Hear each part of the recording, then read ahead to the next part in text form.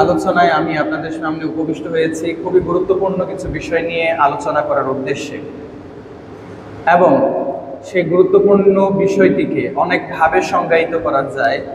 আমি যদি সহজ কথায় বলি, সেটি হবে বাংলাদেশের বর্তমান পরিস্থিতিতে একজন বাংলাদেশের নাগরিক হিসেবে, ঢাকা বিশ্ববিদ্যালয়ের বর্তমান শিক্ষার্থী হিসেবে আমার ব্যক্তিগত জায়গা থেকে করণীয় এবং বর্জনীয়, আমার দায়িত্ব এবং কর্তব্য। আমরা এই শিরোনামে আলোচনা করলে সকলেই জানতে পারবো যে আজকের এই আলোচনার আরও একটি দিক হলো যে কিভাবে আমরা সর্বশ্রেষ্ঠ মুসলিম হিসেবে নিজেদেরকে উপস্থাপন করতে পারি।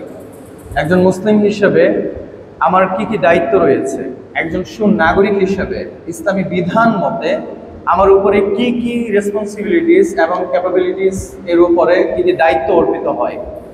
আমরা সেই ক্ষেত্রে সর্বপ্রথম শুরু করতে চাই যে বাংলাদেশের এই কঠিন পরিস্থিতিতে আমাদের করণীয় এবং বর্জনীয় ক্ষেত্রে সর্বপ্রথম যে জায়গার দিকে আমাদের তাকানো উচিত সেটি হলো সৎ কাজ এবং ন্যায়পরায়ণতার সাথে সম্পৃক্ত থাকা, অন্যায়, জুলুম এবং অত্যাচারের সাথে নিজেকে সম্পৃক্ত না করা।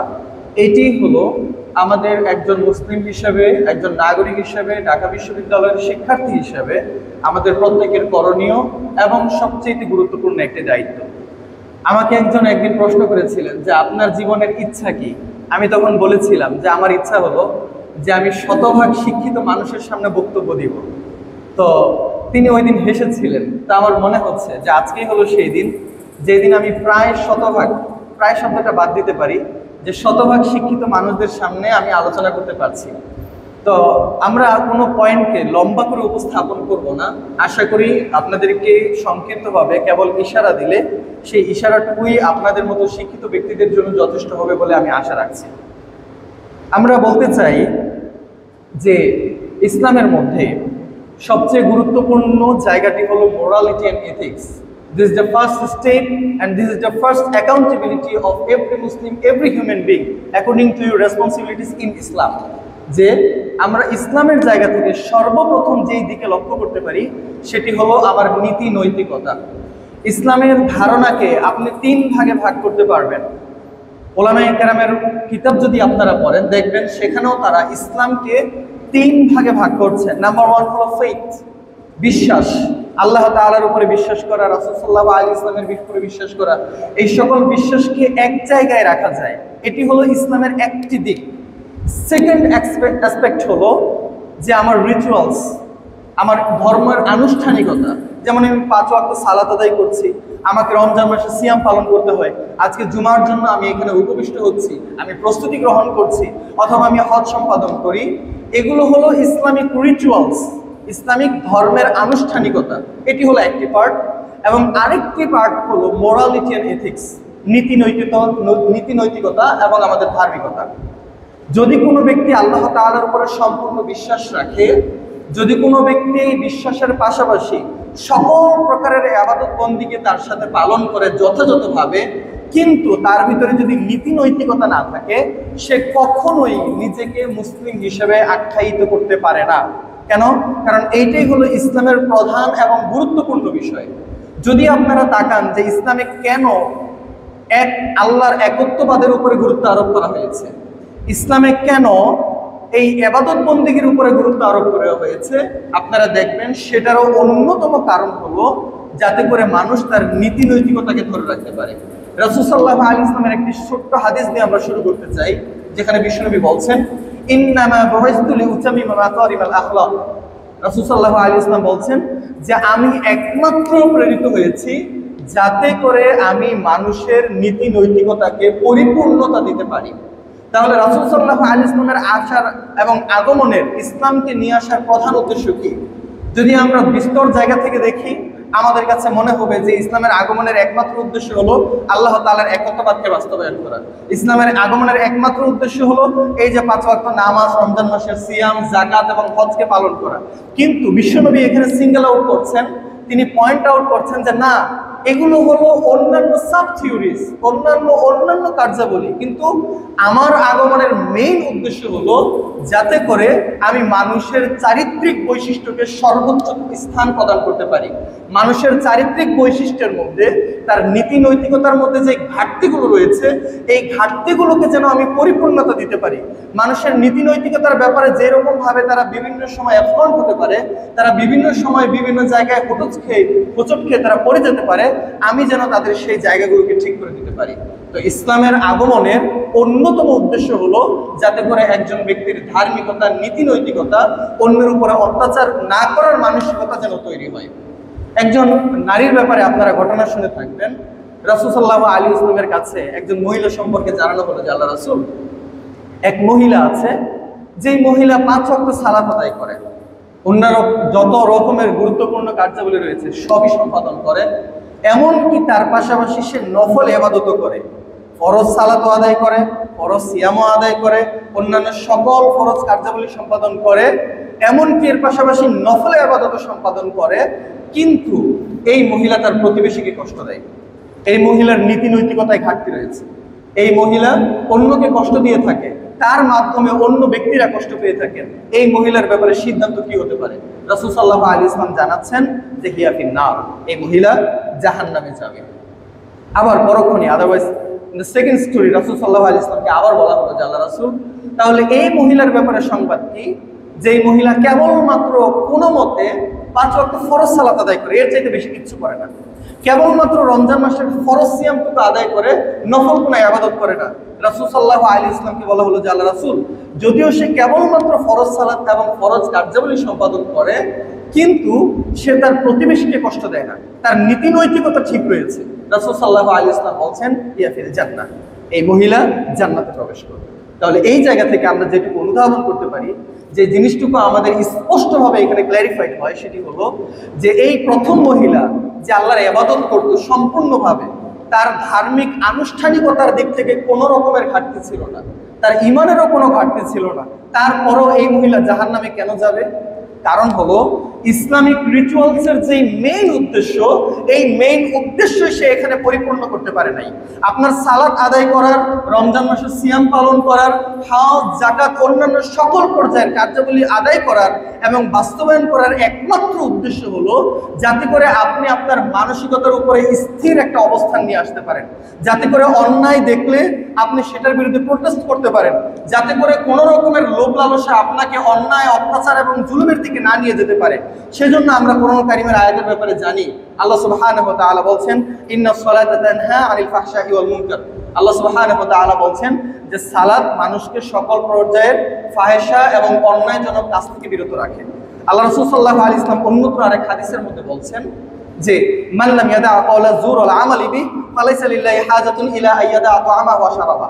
বিশ্বনবী সাল্লাল্লাহু আলাইহি ওয়াসাল্লাম বলছেন যে যেই ব্যক্তি সিয়াম পালন করলো কিন্তু অন্যায়জনক কাজ থেকে নিজেকে মুক্ত করতে পারলো না, তার সিয়াম পালন করা অযথা না খেয়ে থাকার সমান। সে না খেয়ে থাকলো, সে কি পরিত্যাগ করলো, সেটার দিকে আল্লাহ তাআলা ভ্রুক্ষেপ করেন না। এই কথাগুলো বলার একমাত্র উদ্দেশ্য হলো সালাত এখানে নিয়ে আসা হয়েছে কেন? সালাতের মাধ্যমে যেন আপনি নিজেকে কন্ট্রোল করতে পারেন, দ্যাট ইউ কন্ট্রোল ইউরসেলফ, যাতে করে আপনি আপনার নিজের সকল ইনস্টিংক্টকে, সকল প্রবৃত্তিকে আপনি আপনার নিজের নিয়ন্ত্রণে রাখতে পারেন। যদি আপনি সিয়াম পালন করেন, সিয়াম পালন করার মাধ্যমে উদ্দেশ্য হলো যে আপনি আপনার মনকে, আপনার পাকস্থলীকে আপনি নিয়ন্ত্রণ করতে পারছেন। That means that you can control everything. এর উদ্দেশ্য হলো যে আপনি সবকিছুকে কন্ট্রোল করতে পারবেন। যত রকমের অন্যায় আপনাকে হানা দিক না কেন, আপনি সেটার বিরুদ্ধে দাঁড়াতে পারবেন, আপনার নীতি নৈতিকতা আপনি বর্জন করবেন না। তো যদি এত কিছুর পরেও, আপনার সালাত আদায় করার পরেও, আপনার যাকাত দেওয়ার পরেও, আপনার সিয়াম পালন করার পরেও যদি আপনার নীতি নৈতিকতা সঠিক না হয়, যদি আপনি মানুষের উপরে অত্যাচার করা থেকে নিজেকে মুক্ত করতে না পারেন, যদি আপনি গীবত করা থেকে মুক্ত করতে না পারেন, যদি অন্যের উপরে অস্ত্র চালানো, অন্যের উপরে হামলা করা, অন্যের ব্যাপারে কুৎসা রচনা করার ব্যাপারে নিজেকে মুক্ত করতে না পারেন, that means you didn't gain anything. তার মানে আপনি কোনো কিছুই অর্জন করতে পারেননি। আপনার অবস্থা ঠিক ওই মহিলার মতো যে সকল প্রকারের ধার্মিকতা আনুষ্ঠানিকভাবে সম্পাদন করেছে, কিন্তু তারপরেও সে জাহান্নামে যাবে। কারণ এই আনুষ্ঠানিকতার একমাত্র যে উদ্দেশ্য, যে আপনি দুনিয়াতে সুশৃঙ্খলভাবে জীবনযাপন করবেন, আপনি অন্যায়কে পরিহার করবেন, সকল প্রকারের অত্যাচারের বিরুদ্ধে আপনি রুখে দাঁড়াবেন, সেইটুকুই আপনি অর্জন করতে পারেন নাই। সম্মানিত উপস্থিত শ্রোতা মণ্ডলী, সেজন্য ইসলামের মৌলিক জায়গা হলো যাতে করে আমি আমার নিজেকে অন্যায়ের বিরুদ্ধে স্ট্রেট ফরওয়ার্ড থাকতে পারি। সেজন্য আমরা দেখতে পাই যে আল্লাহ সুবহানাহু ওয়া তাআলা এটাকে কিভাবে গুরুত্ব আরোপ করেছেন। যদি আমরা ফেইথের বিষয়ে আসি, যে কেন ইসলামের মধ্যে আল্লাহ তাআলার উপরে বিশ্বাস স্থাপন করা গুরুত্বপূর্ণ, কেন ইসলামের মধ্যে আখিরাতের উপরে বিশ্বাস স্থাপন করা গুরুত্বপূর্ণ, তার মেইন রিজন কি? What's the reason behind that? তার মেইন রিজন হলো যাতে করে আমরা সকল প্রকারের অন্যায় এবং অত্যাচার থেকে নিজেকে এবং অপরকে মুক্ত রাখতে পারি। সাপোজ আপনি কাউকে অ্যাডভাইস দিতে চাচ্ছেন, একজন অত্যাচারী, সেই অত্যাচারীকে আপনি অ্যাডভাইস দিতে চাচ্ছেন যে তুমি অত্যাচার করবে না। এখন যদি আপনি তাকে কেবলমাত্র এইটুকুই বলেন যে তুমি অত্যাচার করো না, অত্যাচার করাটা ভালো না, আপনি তার উপরে তাকে কিভাবে সান্ত্বনা দিতে পারেন বা কিভাবে ধমক দিতে পারেন? পৃথিবীতে অধিকাংশ মানুষ কেবল অ্যাডভাইসের উপরে স্থাপিত থাকতে রাজি না, তার জন্য হয়তোবা কোনো রকমের লাভ দেখাতে হবে অথবা এর বিপরীতে কোনো শাস্তি তাকে প্রদর্শন করাতে হবে। ধরুন আমি কোনো একটা অন্যায় কাজের সাথে জড়িত আছি, আপনি আমাকে উপদেশ দিতে চাচ্ছেন যে ভাই আপনি অন্যায় কাজটি করবেন না। এখন আমি যদি আপনাকে প্রত্যুত্তরে জিজ্ঞাসা করি যে কি জন্য আমি এটা করব না, এখন এই জায়গায় আপনাকে অবশ্যই এমন কিছু বলতে হবে যার মাধ্যমে আমি অন্যায় থেকে নিজেকে মুক্ত রাখবো। যদি সেই ব্যক্তি নাস্তিক হয় তাহলে কোনো কিছুই বলার মতো পাওয়া যাবে না। যদি আস্তিক হয়, যদি আল্লাহর উপরে বিশ্বাস স্থাপনকারী হয়, তাহলে সেই জায়গায় অনেক কিছু বলা যাবে। আমি সংক্ষিপ্ত করে বলছি, আশা করি আপনারা বিষয়টা বুঝতে পারবেন। সাপোজ কোনো একজন ব্যক্তি অত্যাচারী, সে যদি আল্লাহর উপরে বিশ্বাস স্থাপন না করে, তাহলে আমি কেবলমাত্র তাকে এটুকুই বলতে পারবো যে ভাই যদি তুমি অত্যাচার করো, যদি তুমি অন্যায়ের সাথে নিজেকে কমিট করো, তাহলে পুলিশ তোমাকে ধরবে অথবা আদালত তোমাকে জেলখানায় নিয়ে যাবে। কিন্তু যদি সে বড় রকমের রাজনীতিবিদ হয়, যদি সে কারেন্ট কোনো রুলিং পার্টির অন্তর্ভুক্ত হয়, ধরুন গত সময়ের ছাত্রলীগের মতো কোনো রাজনৈতিক ব্যক্তিত্ব হয়, তাহলে that time he can keep his all this type of law enforcement people in his pocket. সে সকল রকমের ব্যক্তিদেরকে তার পকেটে রাখতে পারে, পুলিশ তার পকেটে, সকল প্রশাসন তার পকেটে, আদালত তার পকেটে। সুতরাং যদি সেই ব্যক্তি ধর্মে বিশ্বাসী না হয়, যদি সেই ব্যক্তি আল্লাহর উপরে বিশ্বাস স্থাপন না করে, আখিরাতে বিশ্বাস স্থাপন না করে, তাহলে কোনোভাবেই তাকে থামানো সম্ভব নয়। কারণ আপনি হয়তো তাকে দুনিয়াবী অবস্থার ভয় দেখাবেন, কিন্তু দেখা যাবে যে সে আসলে দুনিয়াবী সকল পর্যায়ের সমস্যাগুলোকে সে পার করে ফেলেছে, কারণ সে সবকিছুকে নিয়ন্ত্রণ করতে পারে। যদি সেই ব্যক্তি বিপরীতে ধার্মিক হয়, যদি সেই ব্যক্তি আল্লাহ এবং আখিরাতে বিশ্বাস স্থাপন করে, তাহলে তাকে বোঝানো এবং তাকে আটকানো খুবই সহজ একটা বিষয়।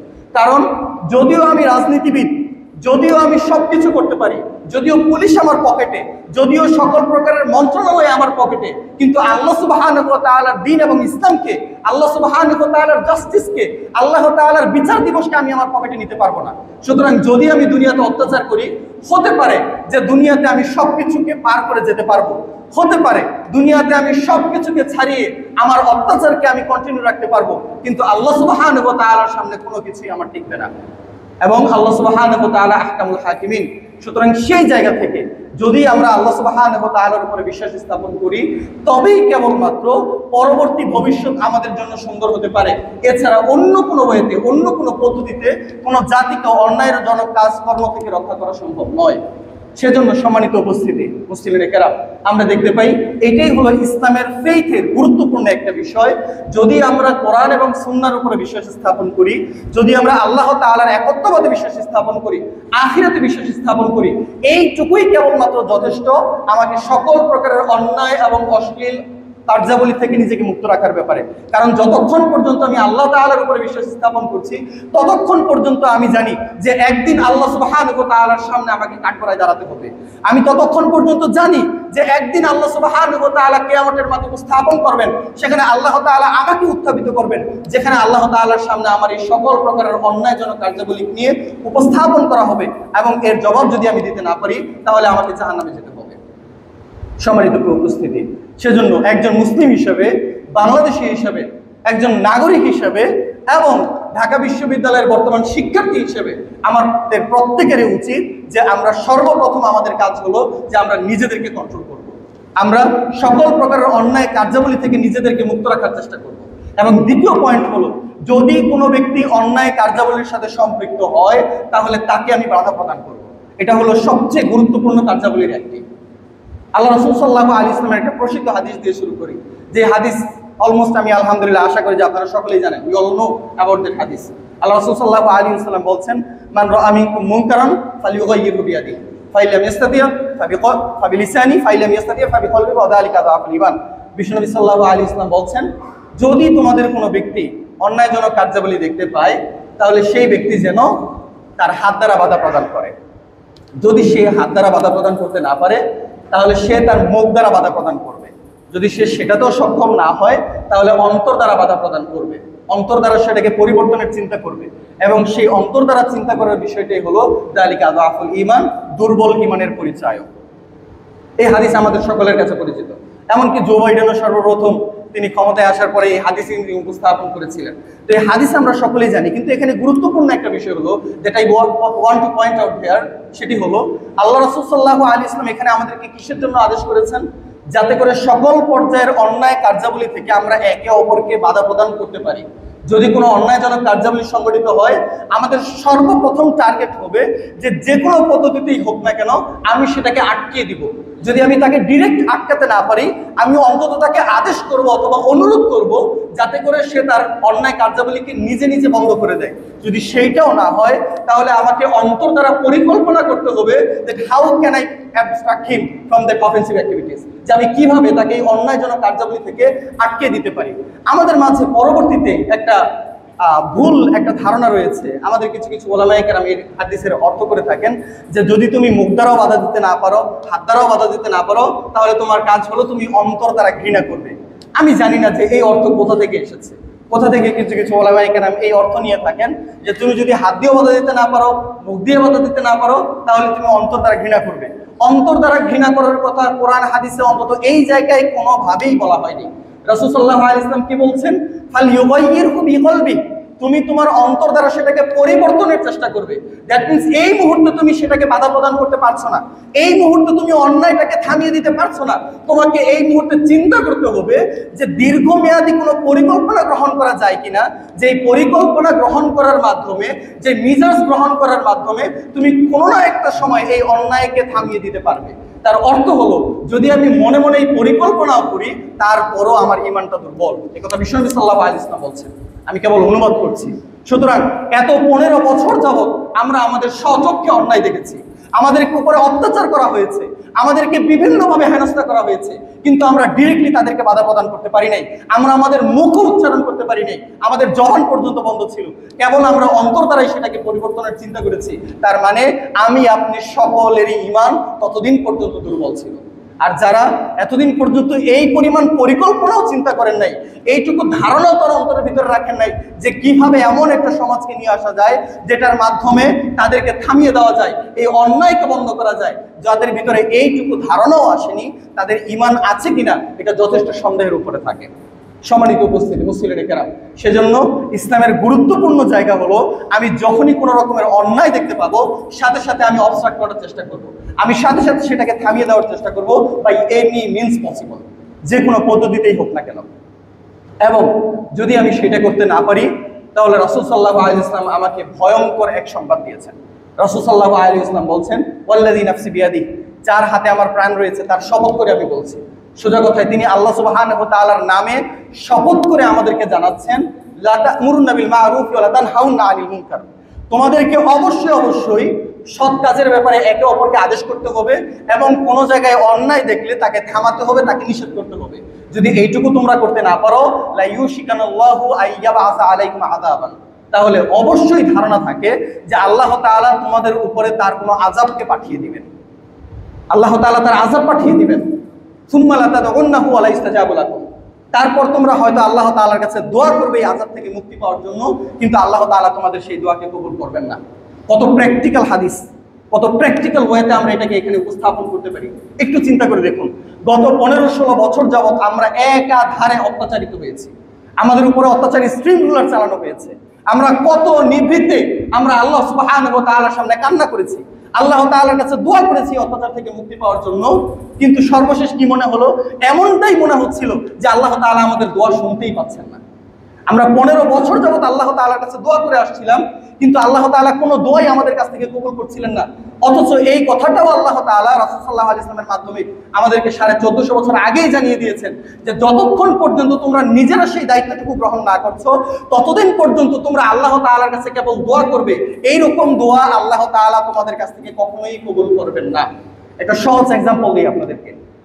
বদরের যুদ্ধে মুসলিমদের সংখ্যা কত ছিল? 313 জন, তাই না? কাফেরদের সংখ্যা কত ছিল? 1000 জন। আল্লাহ সুবহানাহু ওয়া তাআলা ফেরেশতা পাঠিয়েছিলেন কতজন? 1000 জন। প্রশ্ন হলো এই, যে আল্লাহ সুবহানাহু ওয়া তাআলা যুদ্ধের ময়দানে 1000 ফেরেশতা পাঠাতে পেরেছেন, সেই আল্লাহ তাআলা কি যুদ্ধের আগেই 1000 ফেরেশতা পাঠিয়ে কাফেরদের দলকে ধ্বংস করে দিতে পারতেন না? কেন করেননি? আরো একটা অপশন নেই। আপনারা জানবেন যে মুসা আলাইহিস সালাতু ওয়াস সালাম যখন ফেরাউনের কবলে পড়ে গেলেন, সেখান থেকে রক্ষা পাওয়ার জন্য তিনি দৌড়াচ্ছেন। এক পর্যায়ে লোহিত সাগরের সামনে এসে তিনি দাঁড়ালেন। এমতো অবস্থায় সামনে লোহিত সাগর, পিছনে কাফের বাহিনী, ফেরাউনের বাহিনী। তিনি আল্লাহ সুবহানাহু ওয়া তাআলার কাছে দোয়া করলেন। আল্লাহ সুবহানাহু ওয়া তাআলা তাকে বললেন যে ইদরিব বিআসাকাল বাহর, মুসা তোমার হাতে যে লাঠি রয়েছে এই লাঠি দিয়ে তুমি সমুদ্রে আঘাত করো। তিনি সমুদ্রে আঘাত করলেন। আঘাত করার পরে সেখান থেকে সমুদ্রের ভিতরে 12টি রাস্তা তৈরি হলো তাকে অপর প্রান্তে পৌঁছিয়ে দেওয়ার জন্য। সুবহানাল্লাহ। আল্লাহ সুবহানাহু ওয়া তাআলা এই 12টি রাস্তা তৈরি করে দেওয়ার ব্যাপারে কি জন্য মুসা আলাইহিস সালাতু ওয়াস সালামের লাঠির প্রয়োজন ছিল? আপনাদের কি প্রশ্ন আসে না? যে আল্লাহ তাআলা 12টা রাস্তা তৈরি করতে পারেন সমুদ্রের উপরে, সেই আল্লাহ তাআলার কি প্রয়োজন যে মুসাকে লাঠি দিয়ে সমুদ্রে আঘাত করতে হবে? There is another example for you. আমি আরেকটা বিষয় বলতে চাই। যেমন আপনারা জানবেন মারিয়াম আলাইহিস সালাতু ওয়াস সালাম, মারিয়াম আলাইহিস সালাতু ওয়াস সালাম দুস্থ এবং রুগ্ন অবস্থায় একটা শুষ্ক মরমরা খেজুর গাছের নিচে এসে বসলেন। একদম শুষ্ক একটা খেজুর গাছ, সেখানে কিছুই নেই। আল্লাহ সুবহানাহু ওয়া তাআলা মারিয়াম আলাইহিস সালাতু ওয়াস সালামের কাছে ওহী প্রেরণ করলেন যে মারিয়াম, তুমি এই খেজুর গাছের কাণ্ড দিয়ে নাড়া দাও। কাণ্ড ধরে যদি তুমি নাড়া দাও, উপর থেকে রুতাবান জানিয়া তুসাকিত আলাইক রুতাবান জানিয়া, উপর থেকে তরতাজা খেজুরগুলো টপ টপ করে তোমার উপরে পড়বে। তিনি তাই করলেন, সেই খেজুরগুলো পড়লো এবং তিনি সেটাকে ভক্ষণ করলেন। এখানেও প্রশ্ন হলো এই যে আল্লাহ সুবহানাহু ওয়া তাআলা একটা মরা খেজুর গাছ থেকে এরকম তরতাজা খেজুর নিক্ষেপ করতে পারেন, সেই আল্লাহ সুবহানাহু ওয়া তাআলার কি প্রয়োজন যে মারিয়ামকে এই খেজুর গাছের কাণ্ড দিয়ে নাড়া দিতে হবে? যে আল্লাহ তাআলা সমুদ্রের উপরে রাস্তা তৈরি করে দিতে পারেন, সেই আল্লাহ তাআলার কি প্রয়োজন যে মুসাকে সেই সমুদ্রে তাকে লাঠি দিয়ে আঘাত করতে হবে?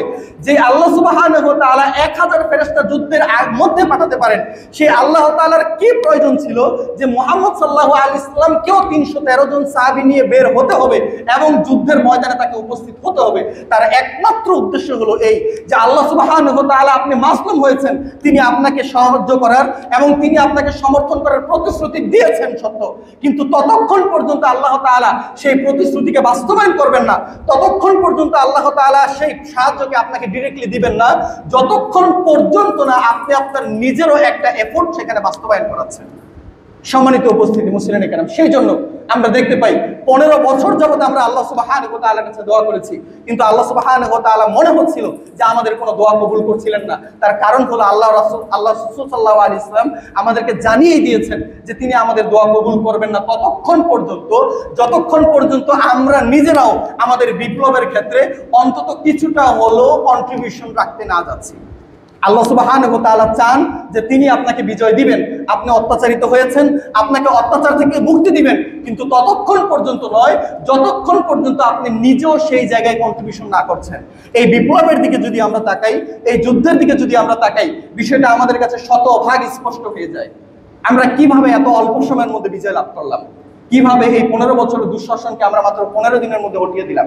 যদি আপনারা মনে করেন যে জাস্ট ইনসিডেন্টস, জাস্ট এমনি ঘটে গেছে, that had to be done, that has been done, হওয়ার কথা ছিল হয়ে গেছে, না, বিষয়টা কোনোভাবেই এমন নয়।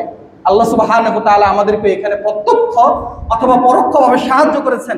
আমাদের কাছে এই মুহূর্তে মুসা নেই, আমাদের কাছে এই মুহূর্তে মারিয়াম নেই, আমাদের কাছে এই মুহূর্তে মুহাম্মদ সাল্লাল্লাহু আলাইহি ওয়াসাল্লাম নেই, এই জন্য আমাদের কাছে ওহী আসেনি যে কিভাবে আল্লাহ তাআলা এই যুদ্ধে আমাদেরকে সহায়তা করেছেন।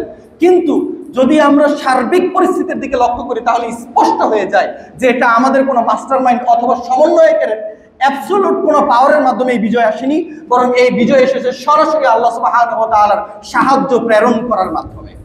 সম্মানিত উপস্থিতি মুসলিম কেরাম, এই জন্য সকলের প্রতি আহ্বান থাকবে, সময় সেজন্য আমাদের সকলের প্রতি আহ্বান থাকবে যে আমরা যে যুদ্ধ শুরু করেছি এই যুদ্ধের ব্যাপারে যেন আমরা কোনো রকমের ক্লান্তি আমাদের মনের ভিতরে না নিয়ে আসি।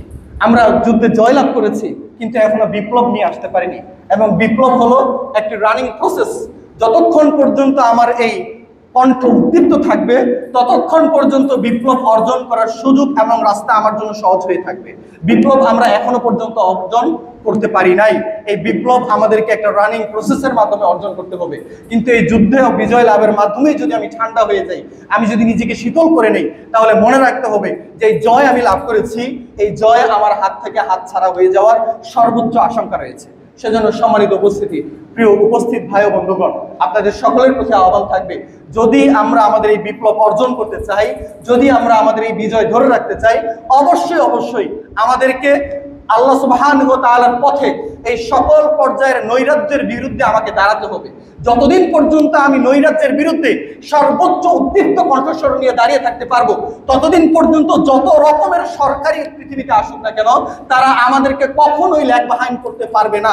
যতদিন পর্যন্ত আমার কণ্ঠ উদ্দীপ্ত থাকবে, ততদিন পর্যন্ত কোনো ব্যক্তি সাহস পাবে না যে নতুন করে আমাদের দেশে, আমাদের রাষ্ট্রে, আমাদের ইউনিভার্সিটিতে নতুন কোনো ফ্যাসিবাদ অথবা কোনো রকমের অটোক্রেসি বাস্তবায়ন করার অথবা সাম্রাজ্যবাদ স্থাপন করার। সেজন্য সম্মানিত উপস্থিতি মুসলিম কেরাম, আমাদের দায়িত্ব হবে আমরা আল্লাহ সুবহানাহু ওয়া তাআলার পথে লড়বো, আল্লাহ সুবহানাহু ওয়া তাআলার জন্য লড়বো, এবং এটাকে আল্লাহ রাসূল সাল্লাল্লাহু আলাইহি ওয়াসাল্লাম সর্বোচ্চ জিহাদ হিসেবে আখ্যায়িত করেছেন। আমি সময় শেষ হয়ে গেছে, আর 5 মিনিটকে আমি আপনাদের কাছ থেকে নিব। 5 মিনিটের ভিতরে আরেকটা কথা শেষ করে দিই, সেটি হলো আল্লাহ রাসূল সাল্লাল্লাহু আলাইহি ওয়াসাল্লাম এটাকে সর্বশ্রেষ্ঠ জিহাদ বলে আখ্যায়িত করেছেন। আমাদের মাঝে জিহাদ হিসাবে জিহাদের ব্যাপারে ভুল ধারণা রয়েছে। আমরা অধিকাংশই জিহাদকে ওই ইন্ডিয়ান মুভির মতো মনে করি, যে জিহাদ মানে হলো কোনো একটা স্কুল বাসের উপরে বোমা হামলা হবে, অথবা রেল স্টেশনে বোমা হামলা হবে, হলি আর্টিজানে সাধারণ মানুষের উপরে আক্রমণ হবে। আমরা মনে করি যে এইটাই মনে হয় ইসলামের জিহাদ। No, that is not, absolutely not. এটাকে ইসলাম জিহাদ বলে আখ্যায়িত করা হয়নি। আল্লাহ রাসূল সাল্লাল্লাহু আলাইহি ওয়াসাল্লাম যেটাকে প্রধানতম জিহাদ বলে আখ্যায়িত করেছেন সেটি হলো, বিশ্বনবী সাল্লাল্লাহু আলাইহি ওয়াসাল্লাম বলছেন, খায়রুল জিহাদ মান ক্বালা কালিমাতুল হাক্কি ইনদা সুলতানিন জাইর। রাসূল সাল্লাল্লাহু আলাইহি ওয়াসাল্লাম বলছেন, সর্বশ্রেষ্ঠ জিহাদ হলো অত্যাচারী শাসকের বিরুদ্ধে দাঁড়িয়ে হক এবং ন্যায় সঙ্গত কথা বলতে পারা। অত্যাচারের বিরুদ্ধে প্রোটেস্ট করতে পারা হলো সবচাইতে বড় জিহাদ। আমাদের মাঝে কিছু কিছু ব্যক্তির একটা টেন্ডেন্সি রয়েছে, তারা যারা আবু সাঈদ সহ, মুগ্ধ সহ যে সকল আমাদের ভাইরা এবং বোনেরা শহীদ হয়েছেন, তাদেরকে শহীদ হিসেবে আখ্যায়িত করতে তাদের ভিতরে একটা সংকীর্ণ বোধ কাজ করে, এবং তারা তাদেরকে শহীদ বলে আখ্যায়িত করতে চান না। অথচ আমরা দেখতে পাই রাসূল সাল্লাল্লাহু আলাইহি ওয়াসাল্লামের এই হাদিসের মাধ্যমে স্পষ্টভাবে প্রমাণিত হয় যে বিশ্বনবী সাল্লাল্লাহু আলাইহি ওয়াসাল্লাম তাদেরকে সর্বশ্রেষ্ঠ মুজাহিদ বলে আখ্যায়িত করেছেন, যারা অন্যায়ের বিরুদ্ধে দাঁড়াতে পেরেছে। অন্যত্র আল্লাহ সুবহানাহু ওয়া তাআলা কোরআন কারীমের মধ্যে বলছেন, ক্বাতিলু ফি সাবিলিল্লাহিল্লাযিনা ইউকাতিলুনাকুম ওয়া লা তা'তাদু ওয়া ক্বাতিলুহুম হাত্তা লা তাকুনা ফিতনা ওয়া ইয়াকুনা দীনু লিল্লাহ। আমাদের জিহাদের সর্বপ্রথম মানদণ্ড হলো, সর্বপ্রথম টার্গেট হলো, যাতে করে দেশের মধ্যে কোনো রকমের নৈরাজ্য, কোনো রকমের অস্থিতিশীলতা, কোনো রকমের অন্যায় অত্যাচার এখানে না থাকে। যতদিন পর্যন্ত তোমার রাষ্ট্রে কোনো রকমের অন্যায় অত্যাচার থাকবে, ততদিন পর্যন্ত তোমার জিহাদ চলমান থাকবে। তো অন্যায় অত্যাচারের বিরুদ্ধে যুদ্ধ করাকে বিশ্বনবী সাল্লাল্লাহু আলাইহি ওয়াসাল্লাম এবং আল্লাহ তাআলা সর্বপ্রধান এবং সর্বশ্রেষ্ঠ জিহাদ বলে আখ্যায়িত করেছেন। তাহলে এইবার আমরা তাকাই, আবু সাঈদ অথবা মুগ্ধ সহ যারা শহীদ হয়েছেন, তারা কি সরকারের এবং অন্যায়ের পক্ষপাতিত্ব করার কারণে মৃত্যুবরণ করেছেন, নাকি তারা অন্যায়ের বিরুদ্ধে দাঁড়ানোর কারণে, অত্যাচারী শাসকের চোখে চোখ রেখে তারা প্রতিবাদ করার কারণে তারা শহীদ হয়েছেন? সুতরাং এই জায়গা থেকে আমরা অবশ্যই বলবো যে তারা আল্লাহ সুবহানাহু ওয়া তাআলার পথে শহীদ, এবং সর্বোপরি উপর্যুপরি আমরা আল্লাহ সুবহানাহু ওয়া তাআলার কাছে দোয়া করব আল্লাহ সুবহানাহু ওয়া তাআলা যেন তাদেরকে শহীদ হিসেবে গ্রহণ করে নেন। এবং এর পাশাপাশি আমরা আমাদের নিজেদের জন্য দোয়া করব, যে এই যুদ্ধের মাধ্যমে আমরা আমাদের বিপ্লবকে নিয়ে আসতে পেরেছি, যেই এন্ডিভার এবং যেই উদ্যমের মাধ্যমে আমরা আমাদের এই বিপ্লব অর্জন করতে পেরেছি। এই বিপ্লব যেন আমাদের হাত থেকে হাতছাড়া না হয়ে যায়, সেজন্য আমাদের এই উদ্যম, এই উদ্দীপনা, অন্যায়ের বিরুদ্ধে এই প্রতিবাদী মানসিকতা, এই মনোভাব আমাদেরকে ধরে রাখতে হবে। আল্লাহ সুবহানাহু ওয়া তাআলা আমাদের সকলকে সেই তৌফিক দান করুন। আল্লাহুম্মা আমিন।